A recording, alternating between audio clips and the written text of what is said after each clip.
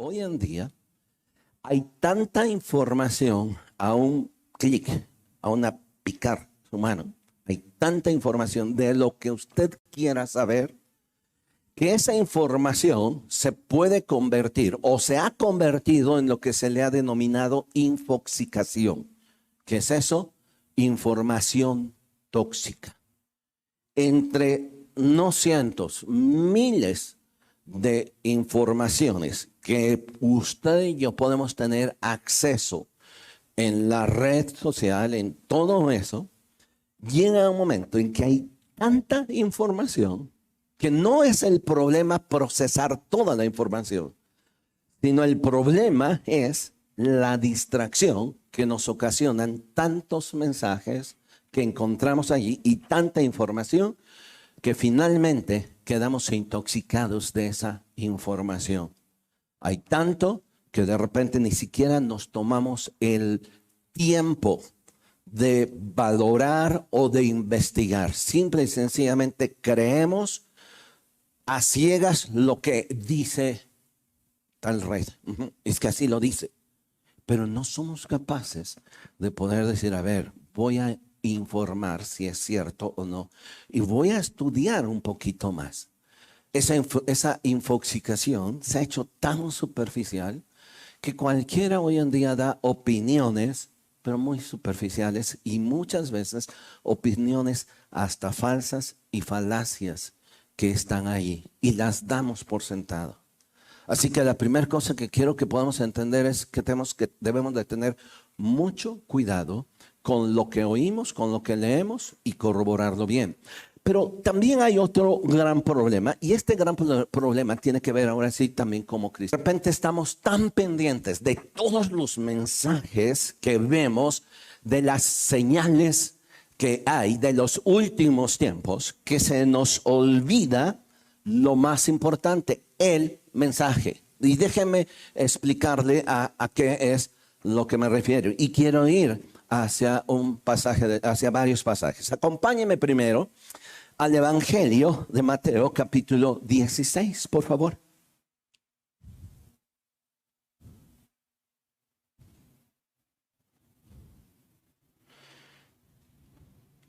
Mateo, capítulo 16. Fíjese lo que está pasando aquí. Jesús está teniendo un encuentro con un grupo de personas, fariseos y saduceos. Los fariseos y los saduceos eran la crema innata de los religiosos. Si bien eran personas muy pulcras en su exterior, posiblemente algunos de ellos se preocupaban también por esa pulcritud interior, por querer realmente tener algo con Dios, y esa era su búsqueda, aunque otros posiblemente nada más se quedaban en lo superficial.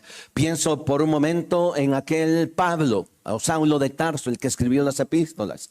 ¿Sabe que él era fariseo? Él mismo lo dice. Él dijo en una ocasión, si alguien tiene que jactarse de algo, soy yo. Y empieza a decir, yo soy fariseo de fariseos, hebreo de hebreos, fui instruido bajo los pies de Gamaliel, uno de los mejores maestros de aquel tiempo, etc. Pero Pablo tenía un hambre y un deseo de servir a Dios, tenía un celo profundo, y ese celo lo encaminó en principio, posiblemente también a que él fuera el testigo presencial del primer mártir del cristianismo. Pero él tenía hambre de Dios y quizá otros no. Así que no tenemos por qué tachar mucho a veces a los fariseos, ¿no? Porque de repente siempre caemos en esa superficialidad. Pero vea por favor, ahora se entiende que estos hombres eran hombres que estaban enterados de este libro, ¿sí? Enterados porque a eso se dedicaban. Ahora, vea por favor lo que dice, voy a leer los primeros 3 versículos. Vinieron los fariseos y los saduceos para tentarle a Jesús. Y le pidieron que les mostrase señal del cielo. Mas respondiendo Jesús les dijo, cuando anochece decís buen tiempo, porque el cielo tiene arreboles. Y por la mañana, hoy habrá tempestad, porque tiene arreboles el cielo nublado. Hipócritas, que sabéis distinguir el aspecto del cielo, mas las señales de los tiempos no podéis distinguir. Mire, para que podamos entender un poquito el contexto, el texto, lo que está diciendo, lo van a ver aquí, y si no se los voy a leer en otra traducción que se conoce como la Nueva Traducción Viviente. Yo le denomino el desatino de los religiosos. ¿Cuál es el desatino? En el que de repente estamos a veces tan metidos en información, pero de las señales externas, de lo que pasa, de las señales, y algunos pueden decir, es que ya Jesús viene por esto, por esto, por esto, y perfecto, está bien. La Biblia nos enseña que nosotros debemos estar prestos, pero estamos tan metidos en eso que nos olvidamos del mensaje más importante. Les pongo un ejemplo, miren, si en este momento, si ustedes recibieran la publicidad de que en el Salón X de la ciudad de aquí de Tehuacán va a haber una conferencia con el profeta más prestigiado de la actualidad, el doctor en teología y en escatología, con estos títulos honor y causa, etcétera, y todo eso, y que nos va a decir las señales del fin del mundo, Cristo pronto viene. Yo no le voy a pedir que levante su mano, pero yo sé que si usted sería un 80% de aquí, estarían mañana allí. ¿Por qué? Porque ese tipo de mensajes causan cierto morbo. El dedo 10 de la bestia, ¿sabes quién es? ¿Quién? Te voy a dar una conferencia. Y usted va, pero cuando usted va a entrar, pero paga. Todo ese tipo de mensajes capta, atrae, pero nos olvidamos del mensaje. Ahora, les voy a leer el mismo versículo que acabamos de leer en esta traducción. Escúchenla, creo que la están poniendo aquí. Dice, cierto día, los fariseos y saduceos se acercaron a Jesús para ponerlo a prueba, exigiéndole que les mostrara una señal milagrosa del cielo para demostrar su autoridad. Él respondió, ustedes conocen el dicho, si el cielo está rojo por la noche, mañana habrá buen clima. Si el cielo está rojo por la mañana, habrá mal clima todo el día. Y Jesús sigue diciendo, saben interpretar las señales del clima en los cielos afuera, pero no saben interpretar las señales de los tiempos. En otras palabras, ustedes están más atentos a los mensajes que hay alrededor que al mensaje más importante. Y eso nos pasa. Como congregación, como cristianos, nosotros podemos perdernos en el mensaje del evangelio. Y usted a lo mejor ahorita me va a decir, a ver, no le entiendo mucho. Se los voy a explicar bien, por favor. Nosotros nos podemos perder en el mensaje del evangelio y no en el mensaje real de qué es. Para que veamos un ejemplo de esto, nada más allí mismo en Mateo, usted conoce esta historia, regrésese al capítulo 2, por favor. Mateo capítulo 2. Quiero ponerle un ejemplo de lo que acabamos de leer, lo que le ocurría precisamente a estos religiosos, a estos hombres que sabían de Biblia, ¿no? Y la tenían y la leían, pero pues de repente se les fue la hebra de que había algo en ese tiempo que estaba ocurriendo, que ya había ocurrido y que ellos ni siquiera se dieron cuenta. Mateo capítulo 2, ¿ya lo encontraron? Dice, cuando Jesús nació en Belén de Judea, en días del rey Herodes, vinieron del oriente a Jerusalén unos magos, diciendo, ¿dónde está el rey de los judíos que ha nacido? Porque su estrella hemos visto en el oriente y venimos a adorarle. Esta historia la conocemos como la historia de los magos del oriente, precisamente porque aquí lo designa así. Ahora, mago no tiene la connotación negativa. Posiblemente eran unos científicos astrólogos que en aquel tiempo así eran considerados y que venían del oriente de muy lejos. Pero ellos viajaron tanto tiempo y cuando llegaron a la ciudad de Belén, dice que buscaron a Herodes y le dijeron, nosotros vimos desde allá la estrella. Y sabemos que esa estrella no es normal y sabemos que ha nacido el rey de Israel. Y por eso venimos. Y dice aquí, para adorarle. No, no pierda de vista eso, ¿sí? Y venimos a adorarle. Oyendo esto, el rey Herodes se turbó y toda Jerusalén con él. Ahora, déjenme decirle algo interesante. Esta parte, siempre nosotros cuando lo identificamos, tenemos presente que posiblemente es el nacimiento de Jesús, ¿no? O sea, llega Jesús, él nace en Belén, en un establo, llegan los pastores y le visitan, y luego como una hora después, llegan también los magos, entran y le adoran. Esa imagen la tenemos. Pero sabe que cuando posiblemente llegaron estos magos del oriente a ver a Jesús, Jesús ya tenía 2 años. Ya no fue en el pesebre, no lo vieron en el pesebre. Ya habían transcurrido unos 2 años. Pero la historia se nos junta allí, así que lo metemos como que a lo mejor pasó 1 hora. No, ya habían pasado posiblemente 2 años. 2 razones. La primera es que cuando llegan y entran en el versículo 11, 2:11, dice, y al entrar en la casa. ¿Ya lo vio ahí en su Biblia? O sea, no estaba en el pesebre, no estaba en el establo, ya estaba en la casa.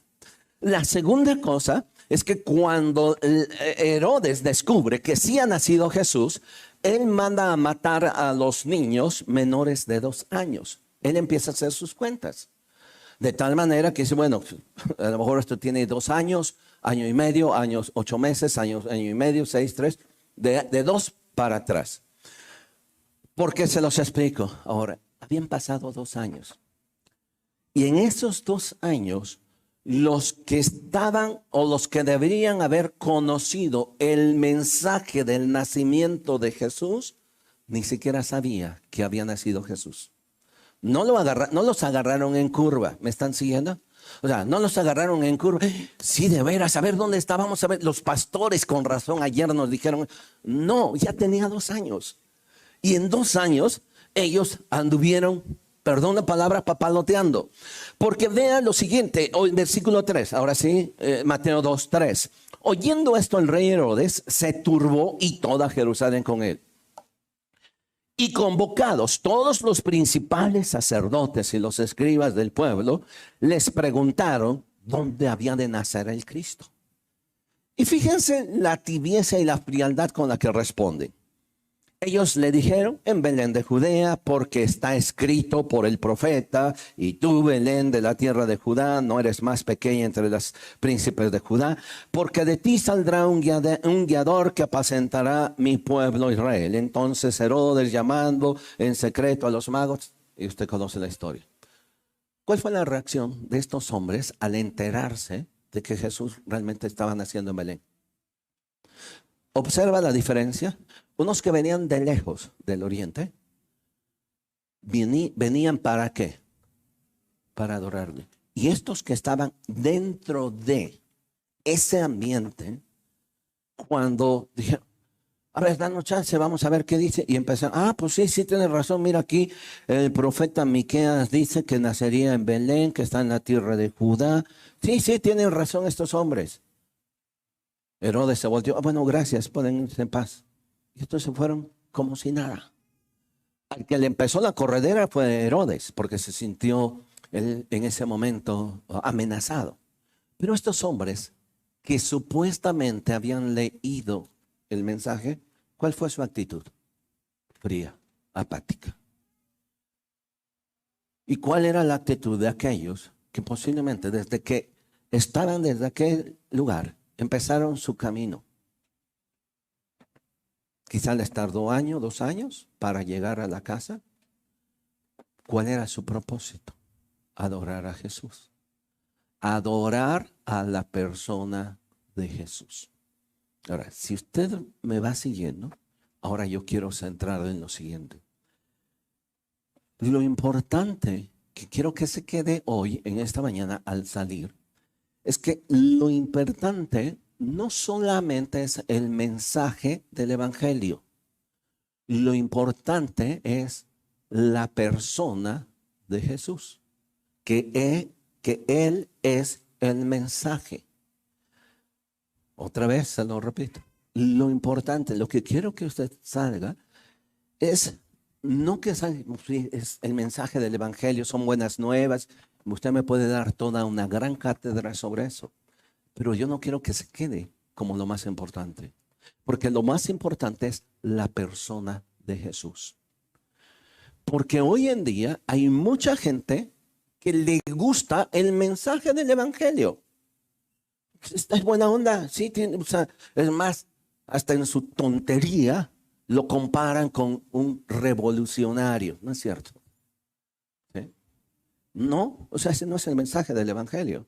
O sea, cuando se confunde el mensaje y se deja a un lado al mensajero, en este caso Jesús, caemos en grandes errores.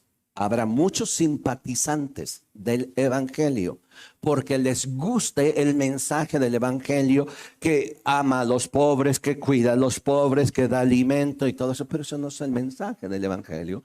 Jesús no vino, que quede claro, para dar de comer a los pobres. Jesús vino a morir en la cruz del Calvario por sus pecados y mis pecados.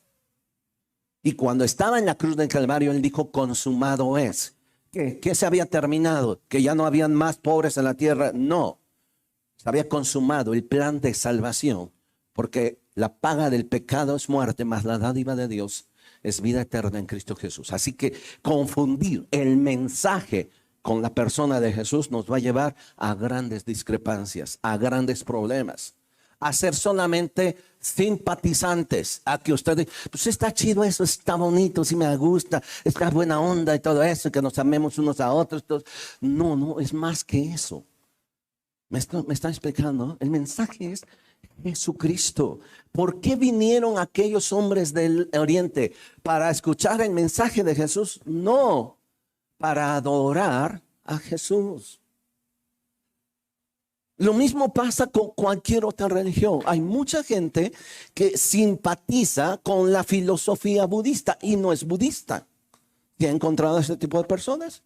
Y de repente, es que si tú lees la filosofía budista, está buena, sí, está bien, está perfecta. Y le pregunta, ¿usted es budista? No, no, yo no soy budista, tiene su religión, pero me gusta mucho, simpatizo mucho. Y entre eso hacen un sincretismo, una mezcla de uno y otro. Entonces el problema no es que nos gusta el mensaje. Aquí el punto hacia donde yo quiero llevarle es al mensaje. Por eso les dije al principio, a la persona. Déjeme seguir con lo siguiente, por favor. Hechos capítulo 14. Ahora, de aquí quiero que no me pierda el hilo, por favor. Hechos capítulo 14. El apóstol Pablo aquí se encuentra predicando en la ciudad de Listra. A él y a su compañero le confunden con dioses griegos y a él le dicen que él era Júpiter, ¿no? A Bernabé, que era su compañero, le decían que él era Júpiter y Pablo era Mercurio. Lo confunden creyendo que son también dioses griegos. Y entonces Pablo se rasga el vestido y dice, ay, espérame, yo soy igual que ustedes de carne y hueso, no soy ningún dios. Y entonces quiero que vea, por favor, en lo que Pablo responde ante esa gente, pues que obviamente tenían hambre de Dios, obviamente tenían sed de Dios, pero estaban confundidos. Cualquier cosa que pudiera parecerles sorprendente, se clavaban en ella. Entonces dice en el versículo 15, diciendo Pablo, varones, ¿por qué hacéis esto? Nosotros también somos hombres semejantes a vosotros, que os anunciamos que de estas vanidades ustedes se conviertan al Dios vivo, que hizo el cielo y la tierra, el mar y todo lo que en ellos hay. En las edades pasadas, Él ha dejado a todas las gentes andar en sus propios caminos. Ahora, vean, aquí empieza diciendo Pablo, miren, antes, en la antigüedad, la gente hacía lo que bien le parecía. Andaba en sus propios caminos, en sus pecados. Pero luego explica en el versículo 17 algo que es interesante, porque no solo les dice, bueno, les dejó andar en sus pecados, pero no nada más porque sí. Dice, y si bien no se dejó a sí mismo sin testimonio. En otras palabras, lo que Pablo está diciendo, miren, el hombre siempre ha pecado y el hombre ha hecho lo que siempre le ha placido, se ha apartado de Dios. Pero Dios siempre ha estado allí dando testimonio, hablando para que la gente se convierta. Así que aunque esté el hombre en donde esté, no puede justificarse y decir yo no sabía. Porque siempre han tenido testimonio, es lo que el apóstol Pablo está diciendo. En las edades pasadas, él ha dejado a todos andar en sus propios caminos, pero él no se dejó a sí mismo sin testimonio, haciendo bien, dándonos lluvia del cielo y tiempos fructíferos, llenando de sustento y de alegría nuestros corazones. Misericordia. A pesar de lo que el hombre era, Dios siguió siendo misericordioso. Y esa es una prueba, dice Pablo, de que Dios seguía dando testimonio. Dios no estaba mudo. Dios seguía hablando. Mire, este mismo versículo, pero en la nueva versión, en la NB dice lo siguiente, el 17. Sin embargo, no ha dejado de dar testimonio de sí mismo haciendo el bien. Jesús. Dándoles lluvia del cielo y estaciones fructíferas, proporcionándoles comida y alegría de corazón. En otras palabras, Dios siempre ha estado hablando. Siempre ha estado hablando, lo que está diciendo aquí. No se ha dejado sin dar testimonio. Y usted me va a decir, bueno, pero ¿qué pasa con aquellas personas que no tuvieron Biblia o que no tuvieron Biblia? Acompáñeme, porque Dios siempre está dando testimonio. Romanos capítulo 1, por favor. Romanos capítulo 1. El libro que usted y yo tenemos aquí, que por cierto ya pasado mañana, algo así, termina el mes de la Biblia, no significa eso, que usted diga, ya está bien, y ya está dentro de 8 días. Léala, escudriñela. Aquí está el mensaje de Dios, pero sin perder lo más importante, que es hacia donde yo quiero llevar. Ahora, Romanos capítulo 1, versículo 19. Lo leo primero 19 y 20 en la versión que ustedes tienen. Porque lo que de Dios se conoce le es manifiesto, pues Dios se lo manifestó. Lo que usted y yo sabemos de Dios, Dios lo ha manifestado. ¿De acuerdo? Ahora dice, porque las cosas invisibles de Él, o sea, lo invisible de Dios, su poder y su deidad, se hacen claramente visibles desde la creación del mundo, siendo entendidas por medio de las cosas hechas, de modo que no tienen excusa. ¿Qué es lo que está diciendo Pablo? Aquí lo que está diciendo es algo así de sencillo. Lo invisible de Dios se hace visible en la creación. En otras palabras, cuando tú abres los ojos y ves toda esta creación, no podrás decir que Dios no existe, porque esta creación habla de un creador. Esto que tú estás viendo, que de alguna manera es sorprendente, nos habla de un super creador, de una mente maestra que no se hizo solita ni a sí mismo. Entonces dice, lo invisible de Dios se ha hecho visible en Dios, en la creación. Vea por favor ahora lo mismo, pero en otra versión. Dice, lo que se puede conocer de Dios, ellos lo conocen, pues Dios mismo se lo ha revelado. Versículo 20. Desde que el mundo fue creado, la humanidad ha contemplado toda la creación que es nuestra, que le muestra el eterno poder de Dios y el hecho de que Él es verdaderamente Dios. Así, lo invisible de Dios se deja ver por medio de la creación visible, por lo que nadie podrá excusarse diciendo que no sabía que si Dios no existía. ¿Sí me están siguiendo? Bien. Este libro tuvo un proceso. Es un proceso de quizás 2000 años. No se hizo de la noche a la mañana. No de repente Dios lo envió desde el cielo y aquí tenemos la Biblia y aquí ya tenemos. No, tuvo un proceso. Pero en ese proceso en el que Dios se fue revelando a ciertos hombres de Dios, hasta que hoy tenemos la Biblia, Dios hablaba. Dios siguió dando testimonio de sí mismo. ¿Cómo lo hizo? Según Romanos, ¿a través de qué? De la creación. ¿Me están siguiendo? De tal manera que el hombre, dice, no puede decir, yo no sabía que Dios no existía. Mira, abren los ojos y te darás cuenta que este universo no se hizo solito, que hay un creador. En otras palabras, dijo un orador, Atorrey, dijo, la creación es la Biblia en braille para el ciego. Puede palpar que hay un creador de todo esto, y ese es Dios. Se dice que en una ocasión Galileo había hecho una especie de maqueta, un modelo del sistema solar, y lo había hecho tan perfecto en el que estaban la luna y las lunas que se conocían hasta ese momento de los diferentes planetas girando alrededor, de tal manera que él hizo este modelo y lo hizo dando cuerda. Así que hizo grande y le daba cuerda. Y cuando le daba cuerda, giraban todos los planetas en el orden que debían de girar, sin chocar, y giraban tan perfecto en un tiempo determinado. Y hubo una exposición de algunos científicos y se dice que estaba en una ocasión en una sala donde estaban varios científicos y él llegó y expuso su modelo y le dio cuerda y empezó a girar. En ese momento, algunos científicos, colegas de él, se acercaron y lo empezaron a ver. Oye, qué fantástico es esto. Qué fabuloso, mira, qué perfecto es lo que tú hiciste. Y le preguntaron, y dime, ¿quién lo hizo? Y Galileo sonrió y le dijo, nadie. No, a mí no me quieres ver la cara de tonto. Alguien lo hizo. No, solito se hizo.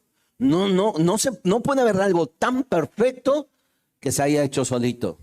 Y empezó a sonreír y le dijo, abre tus ojos y ve el cielo.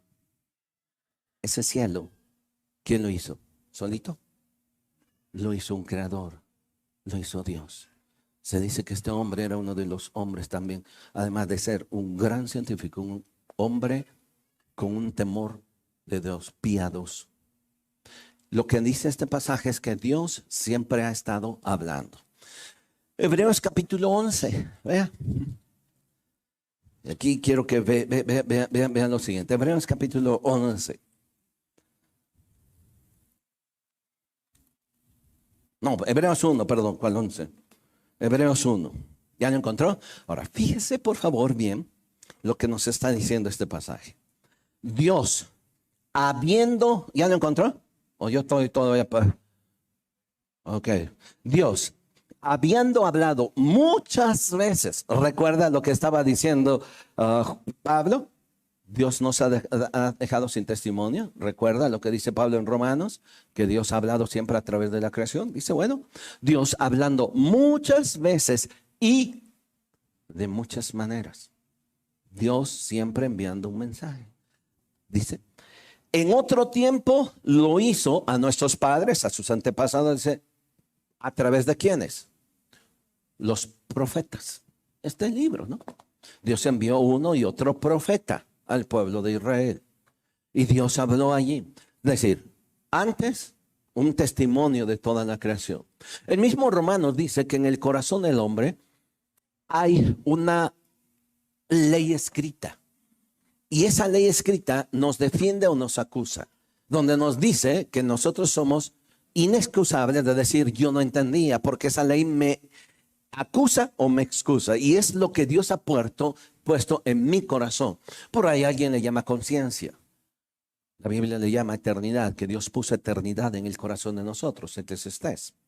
Ahora bien, dice Dios habiendo hablado muchas veces y de muchas maneras en otro tiempo a los padres por los profetas, en estos postreros días nos ha hablado ¿cómo? Por el Hijo.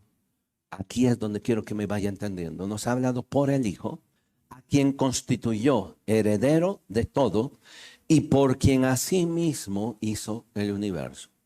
Ahora, ¿cuál es el mensaje de Dios a la tierra? Jesús. No es lo que Jesús dijo. Puede sonar medio raro. Otra vez, nos ha hablado de muchas maneras. En estos postreros días nos ha hablado por el Hijo, Así que el mensaje que no podemos perder de vista no solamente tiene que ver con lo que Jesús dijo. Eso es importante y eso es lo que usted y yo leemos en las Escrituras. El mensaje es aprender a leer el mensaje de Dios en la persona de Jesucristo. Así que Jesús es el mensaje. 3 versículos rápido para que podamos entender rápido. Con esto termino. Primera de Juan capítulo 1. Primera de Juan capítulo 1. Lo que era desde el principio, 1:1 al 3, dice, lo que era desde el principio, lo que hemos oído, lo que hemos visto con nuestros ojos, lo que hemos contemplado y palparon nuestras manos, tocante a quién, al verbo de vida.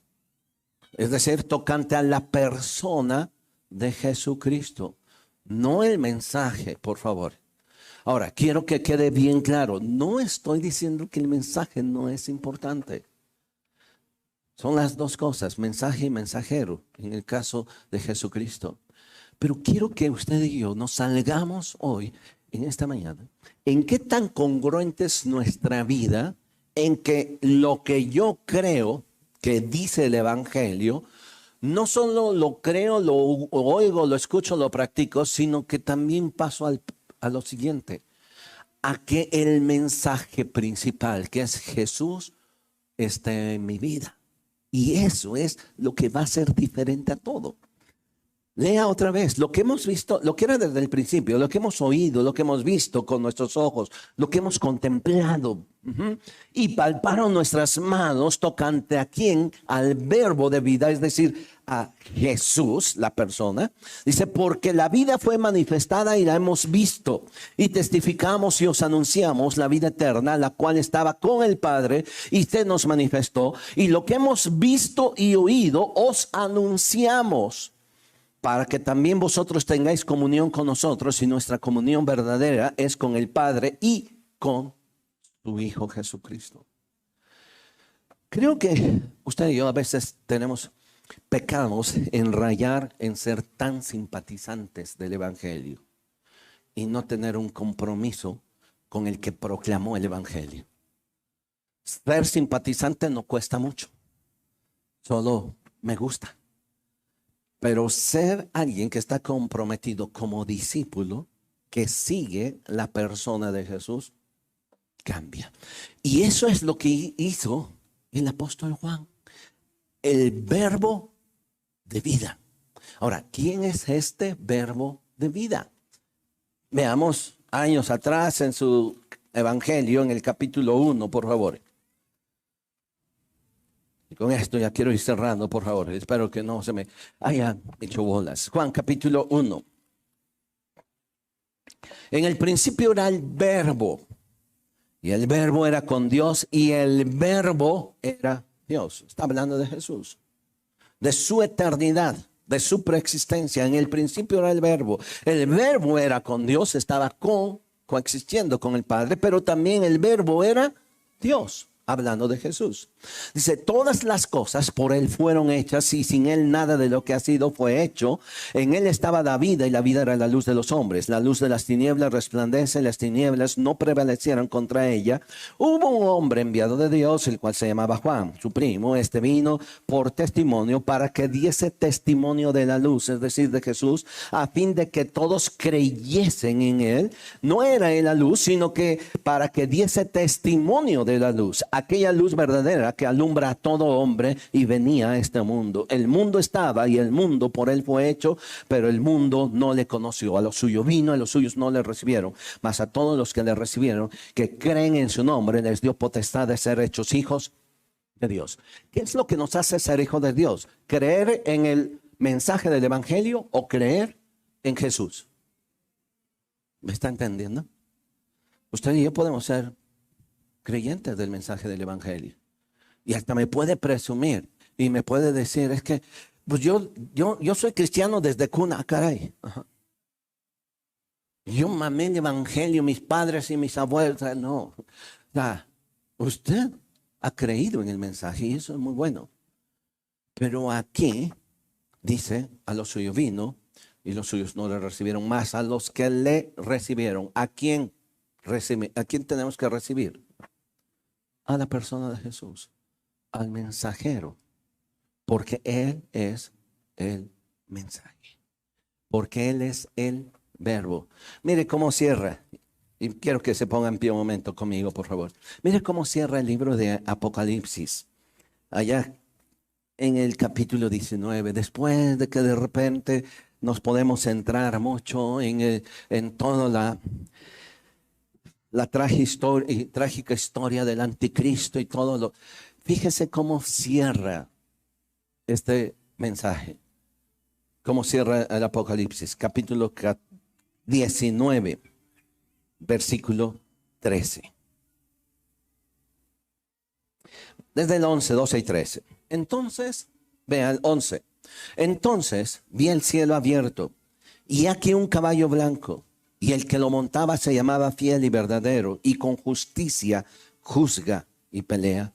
Sus ojos eran como llama de fuego, y había en su cabeza muchas diademas, y tenía un nombre escrito que ninguno conocía sino él mismo. Y estaba vestido de una ropa teñida en sangre, y su nombre es el Verbo de Dios.